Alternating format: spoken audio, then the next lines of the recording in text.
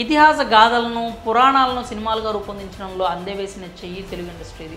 రామాయణ మహాభారత కథలను సినిమాలుగా అత్యధికంగా తెరకెక్కించింది కూడా బహుశా టాలీవుడ్ అయి ఉంటుంది. అలాగే దేవుడి లీలలు మహత్యం మీద కూడా ఎన్నో సినిమాలు వచ్చాయి. భక్త ప్రహ్లాద నుండి నేటి హనుమాన్ వరకు చాలా పెద్ద లిస్టే ఉంది. అయితే పాత పురాణ గాథలను ఇప్పటి తరానికి అందించేందుకు డిఫరెంట్గా ప్రయత్నిస్తున్నారు దర్శక నిర్మాతలు. ఒక్కోసారి ఆ ప్రయత్నాలు బెడిసి కొడుతూ ఉంటాయి. అటువంటి మూవీల్లో ఒకటి వర్స్టైల్ డైరెక్టర్ కృష్ణవంశీ తెరకెక్కించిన శ్రీ ఆంజనేయం.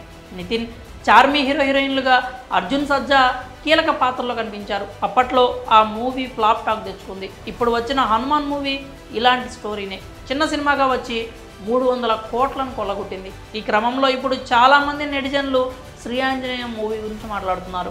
నాకెందుకో హనుమాన్ కంటే శ్రీ ఆంజనేయం మూవీనే నచ్చింది. ఎందుకో తెలీదు, సూపర్ సినిమా, కానీ కొంతమందికి అర్థం కాలా అంటూ కామెంట్ చేశాడు ట్విట్టర్ యూజర్. దీనికి శ్రీ ఆంజనేయం డైరెక్టర్ కృష్ణవంశీ రిప్లై ఇచ్చారు. ప్రేక్షకుల నిర్ణయం ఎప్పుడూ తప్పు కాదు. వారికి నచ్చలేదు అంటే సినిమాలో తప్పు ఉందని లేదా వారి అంచనాలను అందుకోవడంలో సమస్య ఉందని అర్థం. ప్రేక్షకులను నిందించకండి.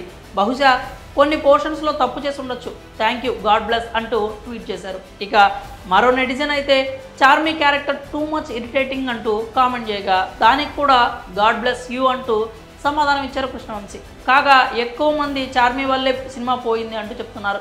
ఎక్కువ స్కిన్ షో ఉంది, మొత్తం చార్మీ ఎపిసోడ్ అలాగే ఉంది. పబ్లిసిటీ సమయంలో కూడా బోర్డర్ చుట్టూ శ్రీరామ అని పెట్టి మధ్యలో చార్మీ స్కిన్ షో పిక్చర్ పెట్టారు అంటూ పేర్కొన్నాడు యూజర్.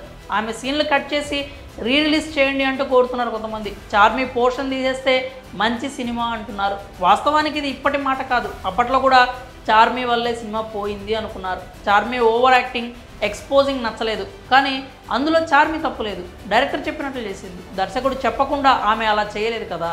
కానీ ఈరోజు మంచి డైరెక్టర్గా కృష్ణవంశీ గుర్తింపు పొందుతున్నాడు. తప్పంతా చార్మీది అన్నట్లుగా కథ మారిపోయిందని కొంతమంది అంటున్నారు. మీరేమంటారు? మీ అభిప్రాయాలని కామెంట్స్ రూపంలో తెలియజేయండి.